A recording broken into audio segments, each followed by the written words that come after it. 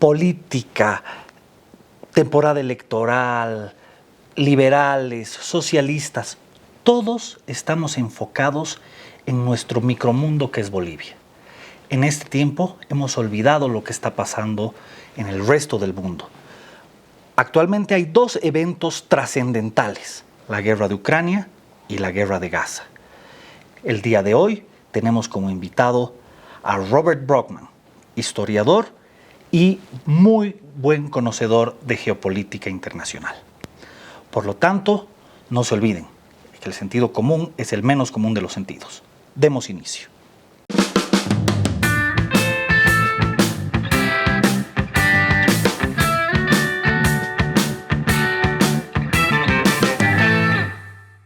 Robert, ¿cómo estás?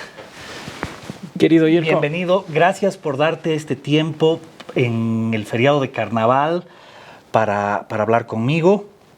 Espero no haberte interrumpido muchas fiestas. Para nada.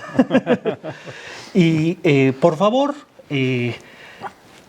yo, como muchos de los espectadores, sabemos quién eres, hemos leído algunos de tus libros, pero probablemente muchos no. Así que, por favor, me gustaría que te presentes ante los espectadores. Bueno, primero que nada, muchas gracias, Jirko, por tenerme en tu espacio, en tu canal. Yo soy Robert Brockman y soy periodista de formación. Tuve varios papeles, varios roles en el periodismo. Fui corresponsal internacional, fui subdirector del periódico La Razón, fui ejecutivo de los gremios periodísticos.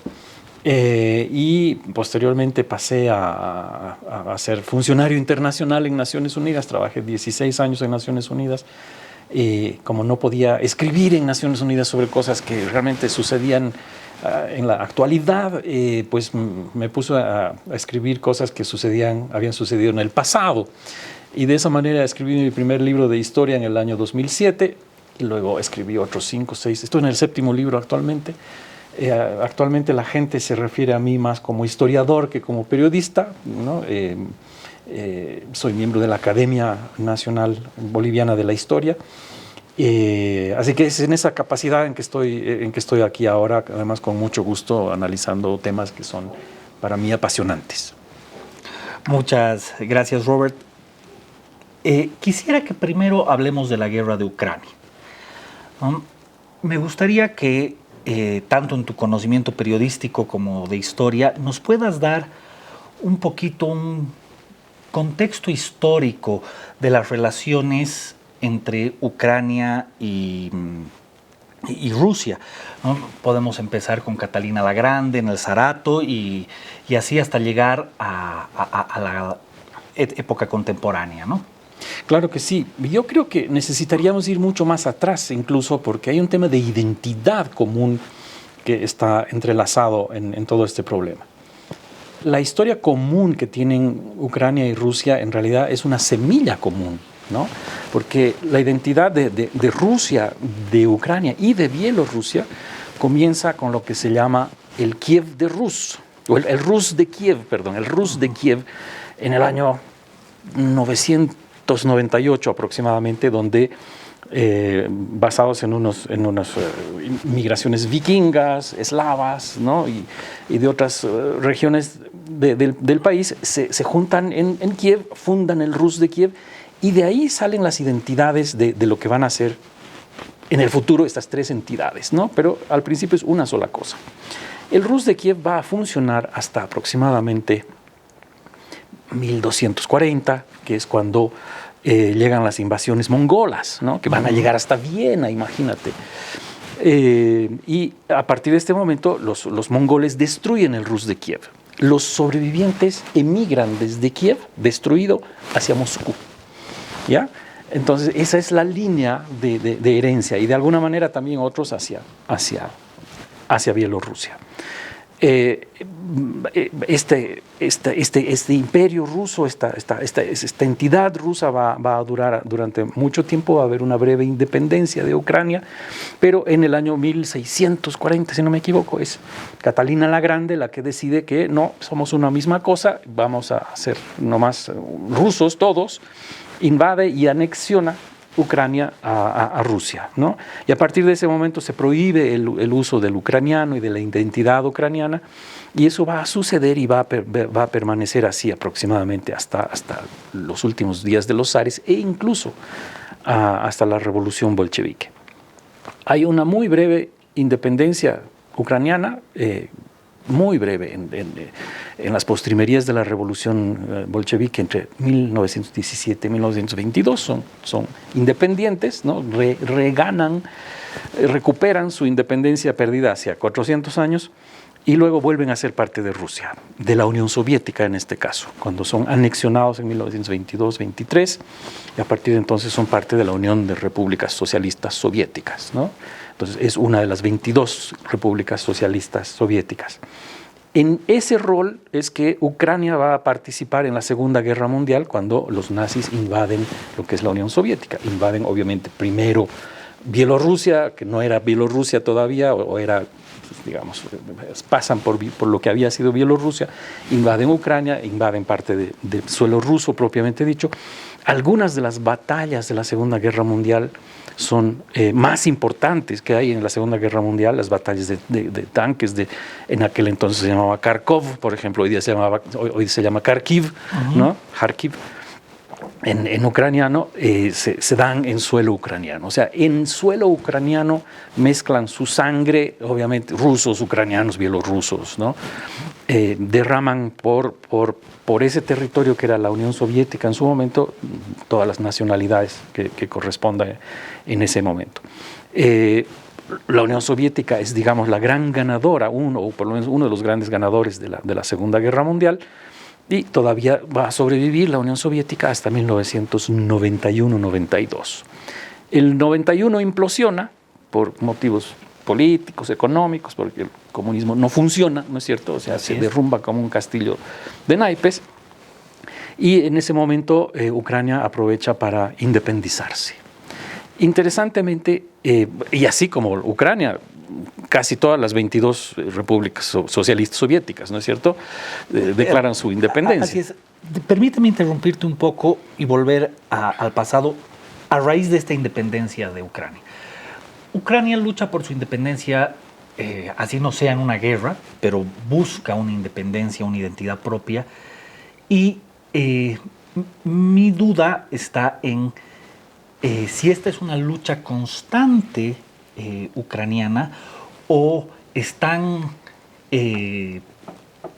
o asumen su nacionalidad soviética sin ningún problema, número uno, y número dos, lo mismo frente al zarato, porque Ucrania en la época de los zares estaba sometida al Imperio Otomano. Entonces, de alguna manera, Catalina la Grande los libera de los otomanos y la ven como heroína o la ven como opresora. O sea, ¿ven a Rusia como un héroe hermano o como un opresor? Mira, durante tanto tiempo, esta situación dura tantos siglos que obviamente pasa por muchas etapas, ¿no? En algunas etapas ven a Rusia como liberadora, en otras y hacia el final empiezan a verla como la opresora. Durante la era soviética, obviamente era un Estado totalitario que tenía control acerca de todas las diferentes expresiones populares y etcétera.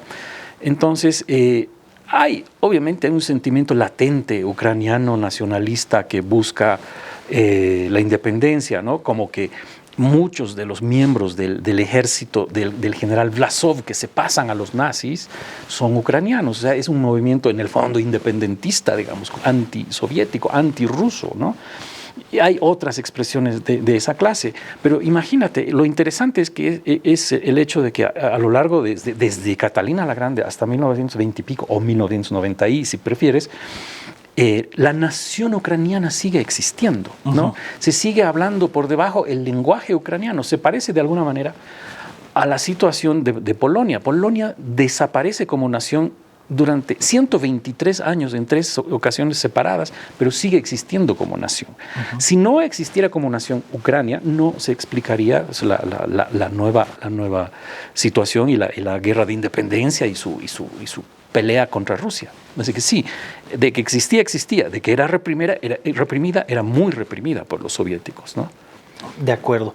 Ahora, pasamos otra vez a 1991 y tal vez saltamos un poquito hasta 1994, cuando se firma el memorándum de Budapest, ¿no? Es cuando, ante la aceptación rusa de la independencia de Ucrania, les dicen: queremos que se desarmen. No tienen la suficiente madurez para tener un arsenal nuclear, y participan de esto como garantes Estados Unidos y el Reino Unido, y dicen: ok, estamos de acuerdo, todo el arsenal nuclear de Ucrania pasa a Rusia, pero nosotros, Estados Unidos y Reino Unido, garantizamos la seguridad de Ucrania. Tanto Estados Unidos como Rusia asumen compromisos para garantizar la soberanía y territorio del Estado ucraniano, ¿no? A entender de varios abogados internacionalistas, este memorándum no es vinculante, ¿no? No es un tratado internacional ratificado por congresos, etc. ¿Cuál es tu opinión al respecto? Mira, es interesantísimo el hecho de que Ucrania acepta pagar ese alto precio por la garantía de su independencia, ¿no? Ucrania, si se hubiera quedado con el arsenal que le correspondía de la parte de la Unión Soviética, hubiera sido la tercera potencia nuclear del mundo. Tenía 1.500, 1.800 ojivas nucleares, ¿no?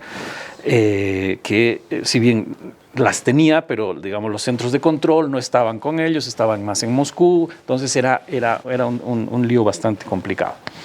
Deciden entregar todo esto como garantía, como garantía de que los rusos les habrían de no invadir en el futuro. Yo no sé qué tanto qué tan vinculante, cuántas firmas necesita uno de estos pactos, digamos, ¿no? Ya tienes los garantes, que son Estados Unidos y Gran Bretaña. Yo te diría que es más que suficiente. Yo creo que incluso un apretón de manos hubiera sido suficiente. En todo caso, tenemos en la otra vereda, tenemos a Putin, tenemos su absoluto autoritarismo, tenemos un Congreso ruso sometido, y entonces, pues no sé, luego tenemos la situación del 2008, del 2013, 2014 y el 2022, por supuesto. Interesantemente, Bielorrusia hace exactamente lo mismo. Ellos también tenían ojivas nucleares y que las entregan a Rusia. Lo interesante es que la situación geográfica de Ucrania es mucho más estratégica que la de Bielorrusia, porque le da acceso, ellos tenían el acceso al Mar Negro, ¿no? Rusia, con todo lo gigantesca que es, 22 millones de kilómetros cuadrados, aunque no sé cuánto, estoy hablando de la Unión Soviética, no sé con cuánto se queda Rusia, con todo lo gigantesca que es un país relativamente mediterráneo. Claro, ¿no? Solo tiene salida al Mar del Norte. Al mar Ártico, por una parte, tiene salida al Mar Báltico. El Mar Báltico tiene que pasar por Alemania y Dinamarca, ¿no? Hacia el sur tiene que pasar por el Mar Negro y tiene que pasar, por ende, por Turquía. Así ¿no es cierto? Y en el extremo oriente está ahí lejísimos de todo, estratégicamente para el Pacífico sí, pero no puede proyectar poder hacia el Atlántico. Entonces era muy importante para Rusia tener acceso mínimamente al Mar Negro, ¿no? Y no lo tenía desde que Ucrania se independiza, claro. Ahora, me quedo con tus palabras desde alguna perspectiva, un apretón de manos debería haber sido suficiente. Ese es uno de los argumentos que utilizan los rusos para su propio enojo y luego invadir. Dicen: el apretón de manos que nos dimos el 91 respecto a la no expansión de la OTAN en los países bálticos y fronterizos con Rusia, o los exmiembros de la Unión Soviética, no expandirse hacia esos países, no fue cumplido por parte de la OTAN. ¿no? Principalmente Estados Unidos, que es el que domina la OTAN, pero la OTAN en general no cumplió ese apretón de manos, ¿no? Los geopolíticos, analistas geopolíticos americanos dicen, no, eso implicaba solo con respecto a la Alemania oriental. No estaba extendido a otros países, pero Putin sostiene que la OTAN no dio cumplimiento a ese apretón de manos, ¿no? ¿Cuán cierto o valedero es ese argumento desde tu perspectiva? Porque Putin dice, esto afecta la seguridad de mi país. Uh-huh, claro. Yo lo vería desde dos puntos de vista. Uno, desde el punto de vista de los países pertenecientes a la órbita soviética, ya fueran satélites como Polonia, Hungría, o ya fueran parte de la Unión Soviética, de los 22 países de la Unión Soviética. Primero, desde el punto de vista de ellos, de esos países. Cuando se independizan, cuando se colapsa el Imperio Soviético, el primero en pedir su incorporación a la OTAN, y lo hace a gritos al día siguiente, es Polonia. ¿Ya? Mira el vecindario al que le ha tocado Polonia, ¿no? A un lado Alemania, al otro lado Rusia. En ningún país es tan popular cualquier presidente de Estados Unidos como en Polonia. ¿Ya? Llega el presidente de Estados Unidos a Polonia y es como si llegaran los Beatles. ¿Ya? ¿Por qué? Porque ven a Estados Unidos como el garante de su independencia, ¿no? Ya sea por Alemania, ya sea por Rusia. Como te decía hace un rato, o sea, Polonia ha desaparecido 123 años discontinuos de la historia porque la han invadido y se han repartido Polonia, Austria-Hungría o Prusia o Alemania o Rusia. Entonces, se incorporan primerísimo los polacos. Inmediatamente los países balcánicos, Lituania, Estonia, Letonia, ¿no? Uh-huh. ¿Por qué? Y estos eran parte de la Unión Soviética, no eran satélites. Uh-huh. Y luego vienen todos los demás, se van sumando. ¿Por qué? Porque los rusos, mientras duró la Unión Soviética, fueron pésimos amos, ¿no? Tienen fama de ser amos muy crueles y muy tiránicos y muy explotadores y todo aquello. Entonces, lo último que querían todos estos señores era volver al dominio ruso alguna vez, jamás, nunca, ¿no? Uh-huh. Entonces, la forma de evitar aquello era incorporarse a la OTAN. Y la OTAN podría haberlo rechazado probablemente. ¿Pero por qué hacerlo? ¿No? Si ellos están pidiendo, es una decisión soberana de los estados. Queremos ser parte de la OTAN. Ahora bien, esto visto desde el punto de estos pueblos independientes, soberanos, que quieren preservar su independencia de aquel mal amo que había sido Rusia. Ahora bien, desde el punto de vista de Putin y de los rusos, vamos a hacer una comparación con lo que sucedió en las postrimerías de la Segunda Guerra Mundial que llevaron a la Guerra de Corea. Acaba de terminar la Primera Guerra Mundial y los rusos avanzan y hacen la cortina de hierro y se apropian ideológicamente, políticamente de los países de Europa Oriental y gran parte de Europa Central, ¿no? Los Estados Unidos ya ponen ahí alarmas.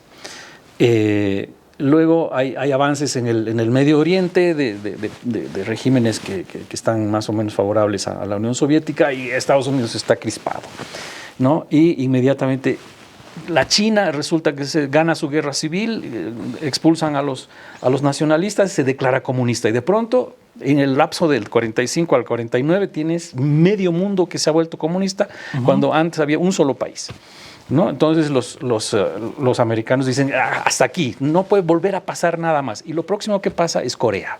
Uh-huh. Y ahí es donde los americanos dicen, aquí. Entonces, no son los americanos los que invaden Corea, son los comunistas, pero es ahí donde establecen la línea. Es lo mismo que pasa con la OTAN y con Rusia, ¿no? Rusia dice, ve estos avances, se ve acercándose la línea del que había sido su enemigo a lugares estratégicos y traza la línea en Ucrania. Uh-huh. Traza la línea en Ucrania. Dice, no vamos, ojo, atención OTAN, no vamos a tolerar que Ucrania sea parte de la OTAN. Pero Ucrania quiere ser parte de la OTAN. Claro, ¿no? Al menos de momento Trump ya ha descartado Sí. esa posibilidad. Exactamente. ¿No? Sin embargo, Ucrania pide a gritos ser parte de la OTAN y tiene el respaldo de varios de los países europeos, ¿no? Y claro, y la invasión rusa del 22 pues justifica por qué quiere ser pues parte de la OTAN, ¿no? Entonces es una especie de profecía autocumplida, es un argumento circular, digamos. Claro. El 2008, si no me equivoco, se suscribe el Acuerdo de Bucarest de los miembros de la OTAN. Y en la OTAN mencionan que tanto Georgia como Ucrania van a ser parte de la OTAN, aunque no le ponen fecha. Uh-huh. Ese acuerdo de Bucarest es uno de los principales pretextos de Putin, en base a lo que hemos hablado ahorita, para invadir. ¿Qué otros pretextos, válidos o no, existen? O sea, ¿cuál es la motivación, el trasfondo de la guerra, además de protegerse de la OTAN?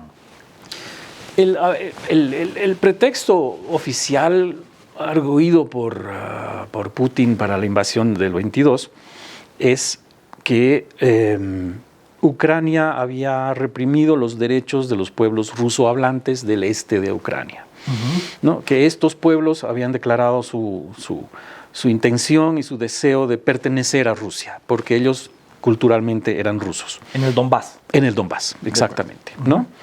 Entonces, este fue el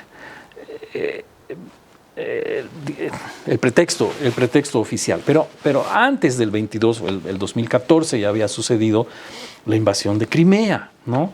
Crimea que es sin ninguna duda ucraniana, no hay absolutamente ninguna excusa cultural, idiomática, de identidad rusa que puedas arguir ahí, salvo estratégica, digamos, ¿no?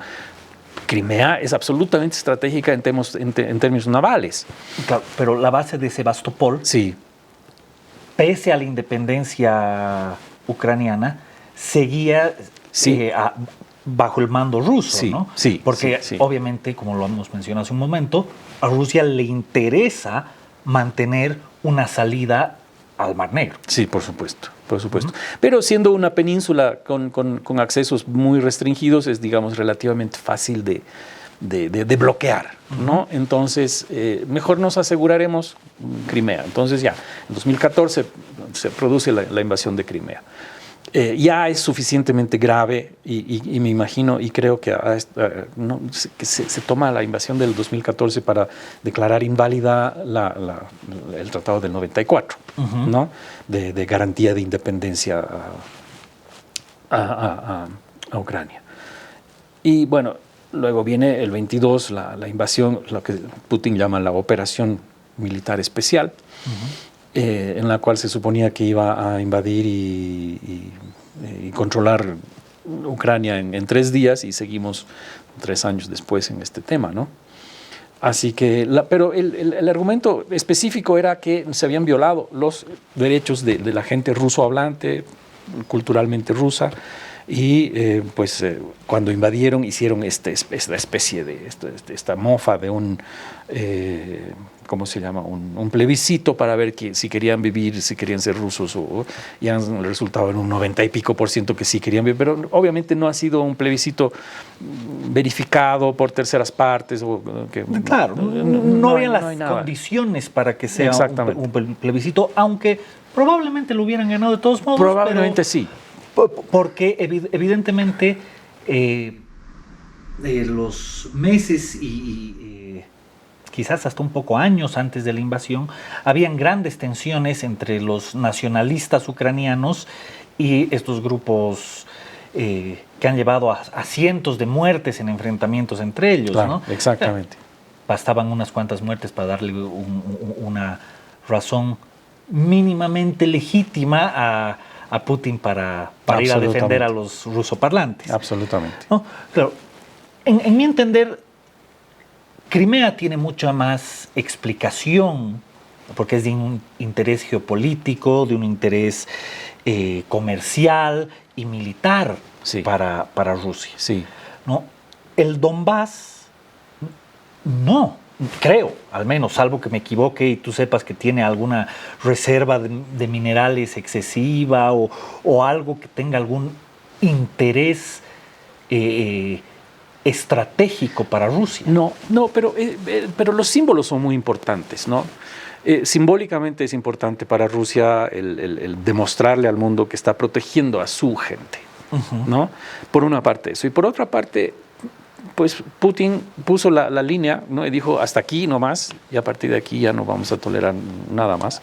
No vamos a tolerar más avances de la OTAN. Más avances de la OTAN, y es más, vamos a empezar a recuperar territorios, ¿no? Putin encarna, el deseo de recuperación de la grandeza de la Unión Soviética, ¿no? O del imperio ruso, o del zarismo, como tú lo quieras poner. O sea, él quiere volverse a mostrar como la superpotencia que fue la Unión Soviética, cuando en realidad tenemos una Rusia cuya economía es del tamaño del estado de Nueva York, o en otras dimensiones podríamos compararlo con el tamaño de la economía de Italia, ¿no?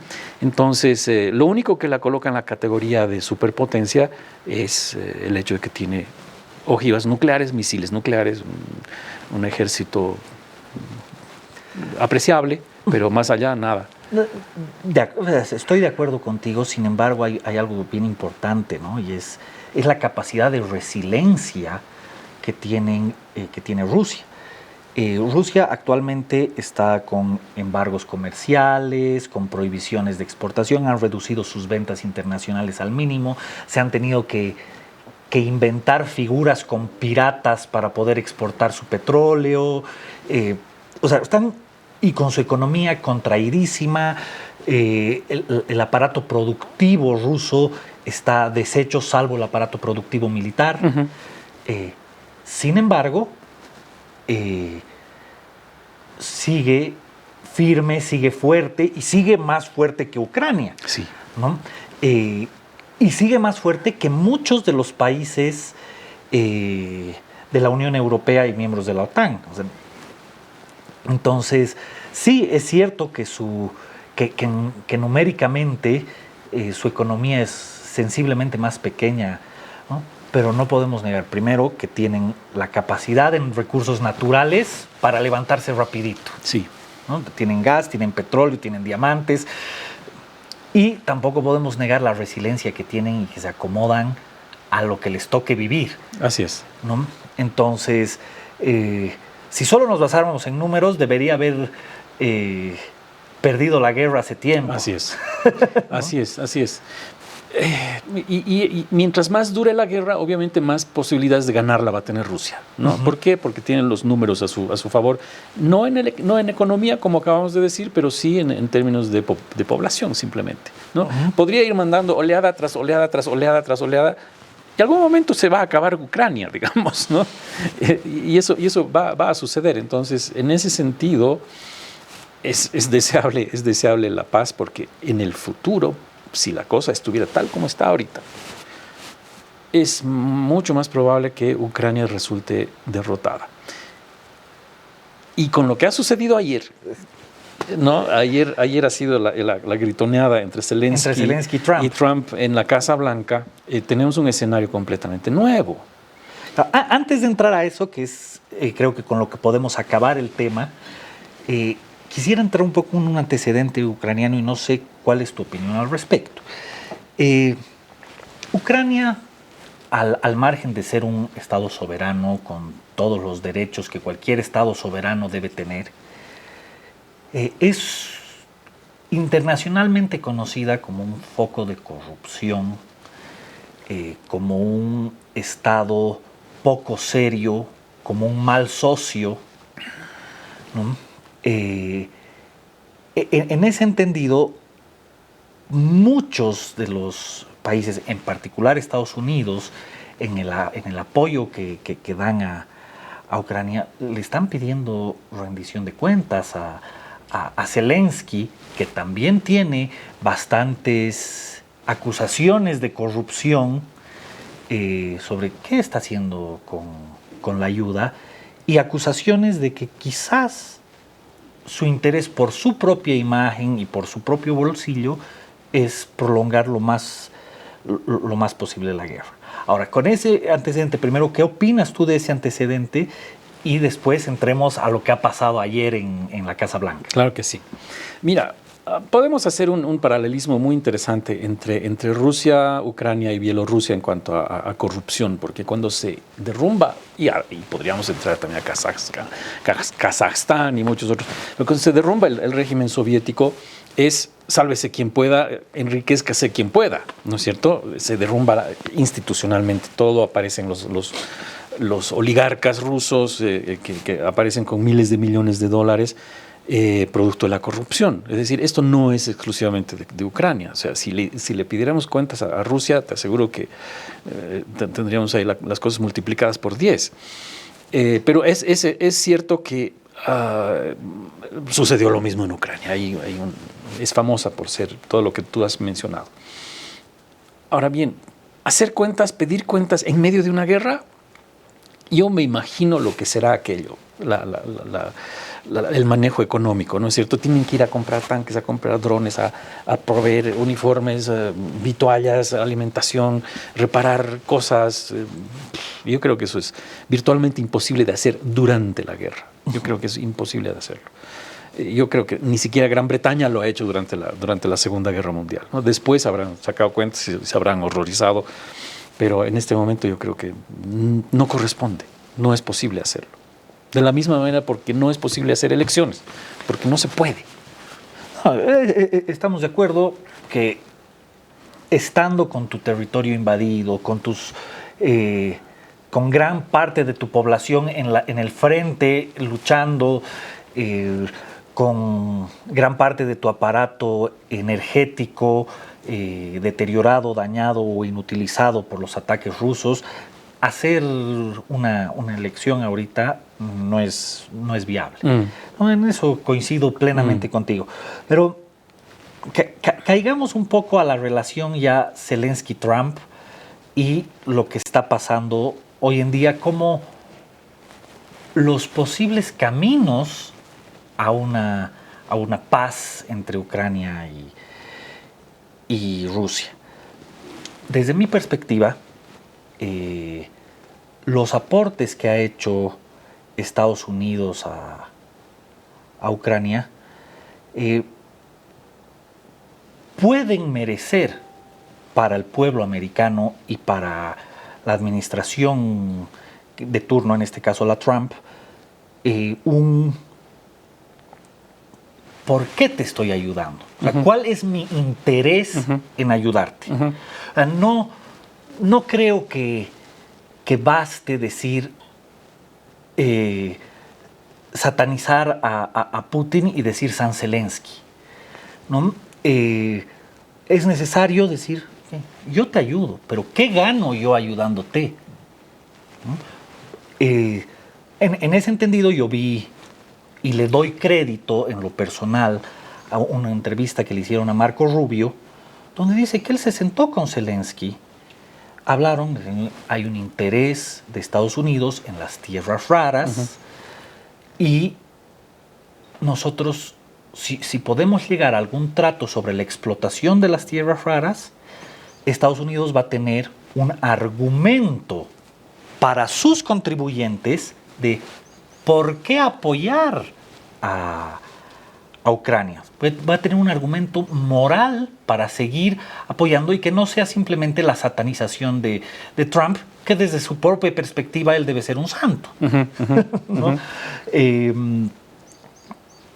Zelensky salió de esa reunión con Marco Rubio con una intención de aceptando, diciendo es una buena idea, tengo que hablarla con el Parlamento, y al día siguiente llorando en los medios de prensa diciendo Estados Unidos me está extorsionando, me está cobrando mis deudas, me está cobrando su aporte como deudas, etcétera, lo que empezó a desencadenar esta tensión que termina en lo de ayer, aunque tiempo después, unos días después, acepta, ¿no? Zelensky el hacer socio comercial a Estados Unidos en la explotación de las tierras raras para tener algún tipo de garantía de seguridad. Entonces, ¿qué opinión te merece toda ese tira y afloja entre Trump y Zelensky, y si es legítimo la pretensión de Trump. Ya, de acordísimo. Hay que ponerse en los zapatos de Trump y en los zapatos del contribuyente americano, no cabe la menor duda, ¿no? Yo justo hoy día, antes de venir aquí, veía un gráfico de las contribuciones de cada país y Estados Unidos es de lejos el mayor contribuyente a Ucrania durante la guerra. Ahora, si sumas todas las otras cosas europeas, digamos, podrías estar alcanzando, no alcanzas a Estados Unidos, pero te puedes ir acercando. Trump decía que se quejaba de que Estados Unidos había entregado 4 veces más recursos entre económicos y militares a Ucrania que Europa en conjunto, pero que además los europeos lo habían hecho en forma de préstamo y que los americanos lo hacían en forma de donación, ¿no? Entonces, y eso le parecía horroroso y había que nivelar el asunto, etc. Lo entiendo perfectamente. Donde empiezo a estar en desacuerdo es en el hecho de que esta es una pugna civilizacional, ¿ya? Yo veo y quiero ver este conflicto en términos de Occidente democrático y liberal versus Rusia, que no lo es, ni democrática ni liberal, ¿ya? Yo veo una amenaza directa a la civilización y a los valores democráticos y liberales de Occidente como conjunto. Y aquí veo a Estados Unidos desmarcándose de Occidente. ¿Ya? Veo a un presidente de Estados Unidos que está jugando a ser empresario, está manejando su país como un empresario y no como un estadista. ¿Ya? Los europeos sí lo están viendo en términos de Estado y de Occidente. Y en ese sentido yo creo que en la pelea de ayer, sin que hubiera sido el ganador en absoluto Zelensky, porque también se salió de tono un par de veces, pero veo mucho más a un estadista que a un empresario. Me voy a desviar un poco de lo de ayer en base a algo que has dicho ahorita, que me parece un poco la hipocresía de Occidente, ¿no? No una hipocresía tuya, no me malentiendas, porque sí es una lucha civilizacional. Sin embargo, para Occidente, para los burócratas de Bruselas, de la Unión Europea, para tipos como el presidente Sánchez Castejón en España, ¿no? O von der Leyen. O von der Leyen, por supuesto. El propio Merz, que recién ha salido electo en Alemania, satanizan a Putin, pero casi no dicen nada respecto a Maduro. ¿Quién es más tirano? ¿Maduro o Putin? Y no estamos hablando del tirano de una isla perdida en el fin del mundo, del Pacífico, que no tiene relevancia para el mundo. Venezuela es una de las principales reservas de petróleo del mundo. Y si Estados Unidos, con la administración Biden y con la Trump también, pero principalmente con la Biden, que les ha liberado de sanciones y no ha hecho absolutamente nada para dinamitar el régimen de Maduro, lo dejan estar, lo sancionan de boca para afuera, pero ese no es Satanás, pero Putin sí. Entonces hay una suerte de hipocresía. No dicen nada, o lo dicen de boca para afuera, respecto a los ayatolas, a Xi Jinping, ¿no? El único que es el verdadero diablo para Occidente europeo principalmente es Putin. Yo entiendo para la Unión Europea que lo sea por la cercanía y la eventual amenaza que puede implicar a su libertad si es que tuviera nuevamente una política expansionista. Pero para el resto del mundo, mantenernos en ese discurso y no condenar a los otros y condenar solamente a Putin o tomar acciones únicamente contra Putin, me parece una hipocresía. Ahora sí, caigamos a lo que ha pasado ayer. En lo personal, yo creo que ambos han sacado un poco los pies del plato en la entrevista. Perdón, sí, era una suerte de entrevista, una conferencia de prensa ante los medios. Pero yo creo que Zelensky tomó una muy mala posición en la entrevista. Trump, con sus modos antipáticos, estaba diciendo, sí, vamos a llegar a un tratado. Y Zelensky fue pinchando toda la conferencia de prensa con satanizar a Putin, que es algo que ha tratado de evitar hacer Trump. Y ha dicho, yo lo conozco, yo voy a llegar a un tratado con él, yo voy a poder hacer la paz, como nuevamente en sus modos antipáticos, pero ha estado en esa línea y le ha dicho a Zelensky con claridad que lo más importante es firmar el tratado, hacer la paz. Después de la paz, ya vamos a ver qué garantías podemos poner. Y Zelensky más bien ha insistido en mis garantías. Lo que me ofreces es insuficiente. Creo que no estaba en posición de decirle lo que me ofreces es insuficiente. Y terminó de sacar los pies del plato cuando J.D. Vance le dice claramente, ¿no? No esperes que nosotros satanicemos, que en estas conferencias de prensa estemos diciendo que Putin es un tirano, que esto y que el otro, porque la vía es la diplomacia. Y ahí Zelensky casi le grita a J.D. Vance y le dice, ¿de qué diplomacia estás hablando? Si Putin ha roto tantos tratados, al margen de que sea cierto, ¿no? Creo que yo, desde mi perspectiva, pese a los malos modos de Trump, el que ha faltado el respeto desde el código de vestimenta, ¿no? Ha sido Zelensky. No, creo que estás muy equivocado.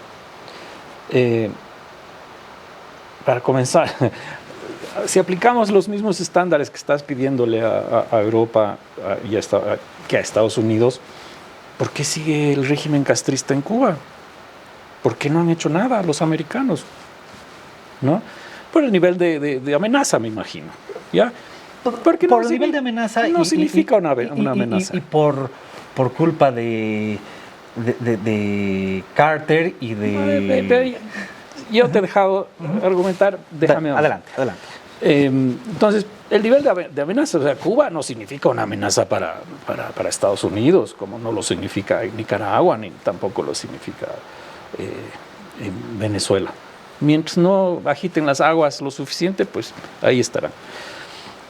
Es muy diferente estar en Europa y sentir este tipo de cosa que verlo desde nuestra perspectiva de la lejanísima y remota Bolivia.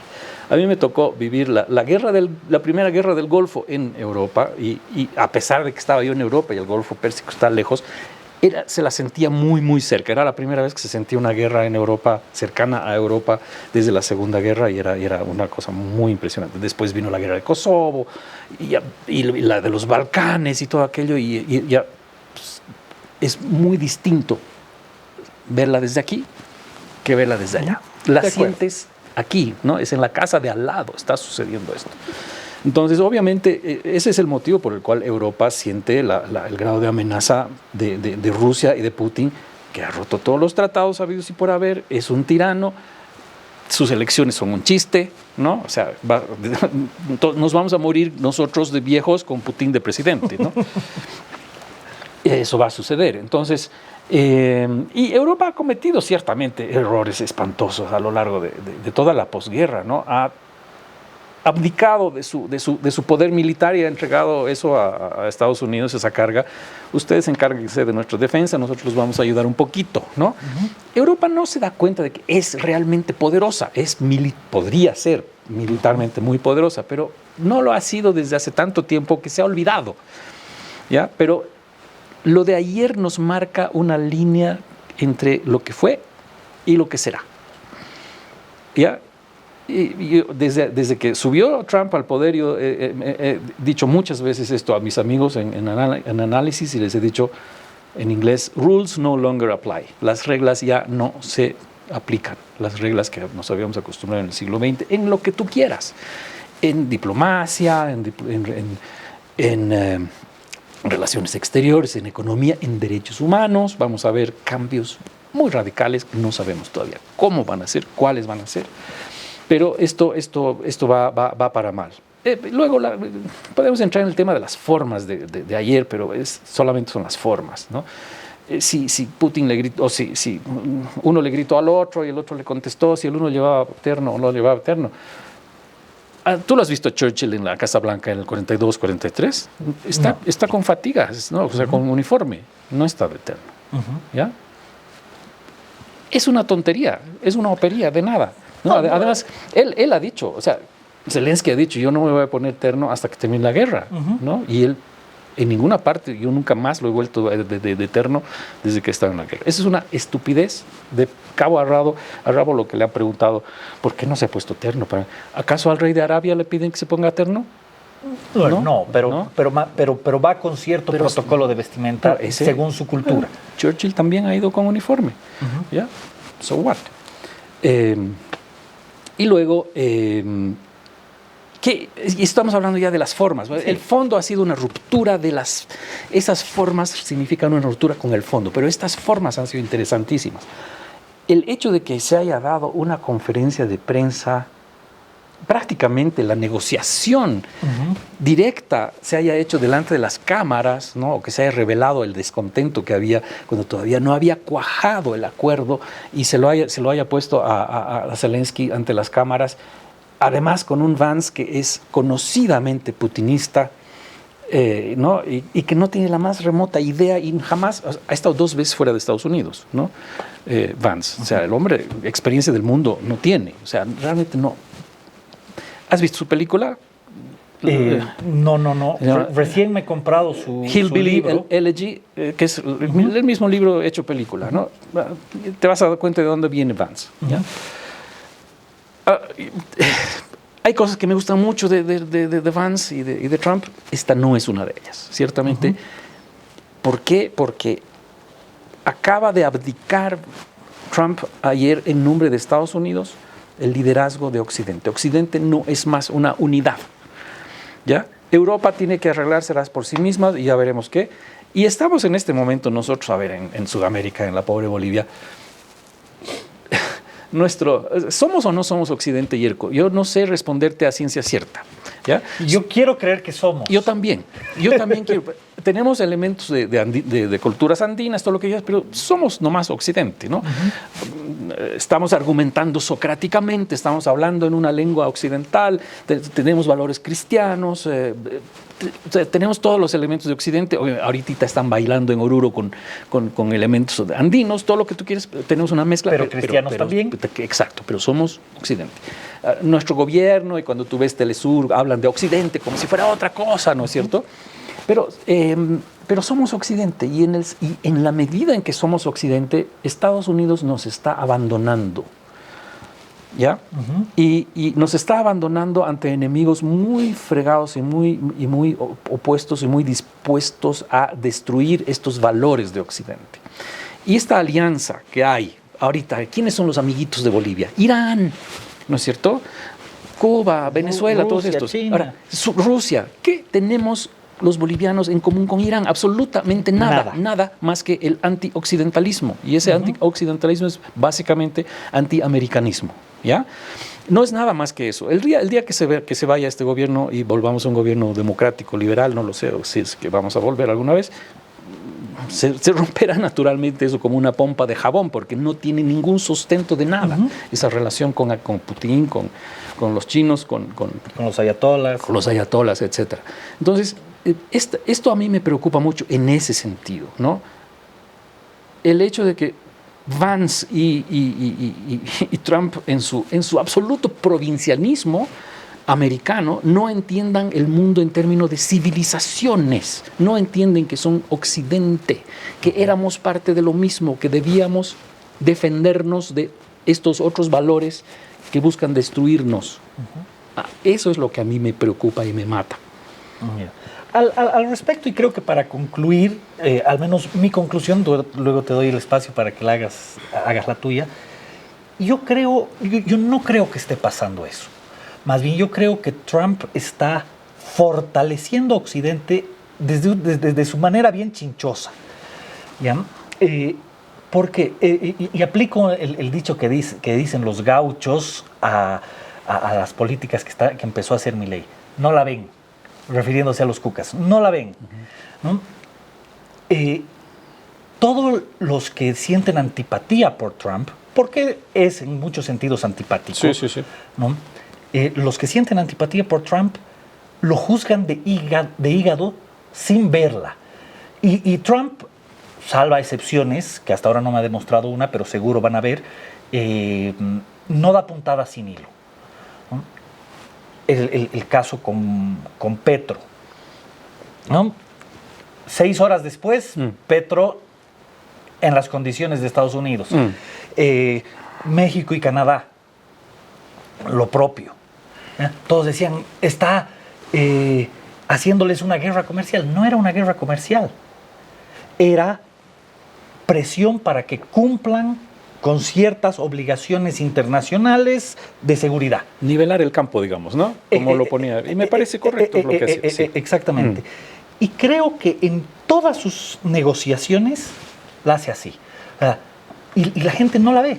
Ve que Trump está queriendo hacer un escándalo, que se quiere apropiar del canal de Panamá, que quiere comprar Groenlandia, ¿no? Cuando en realidad su objetivo es otro.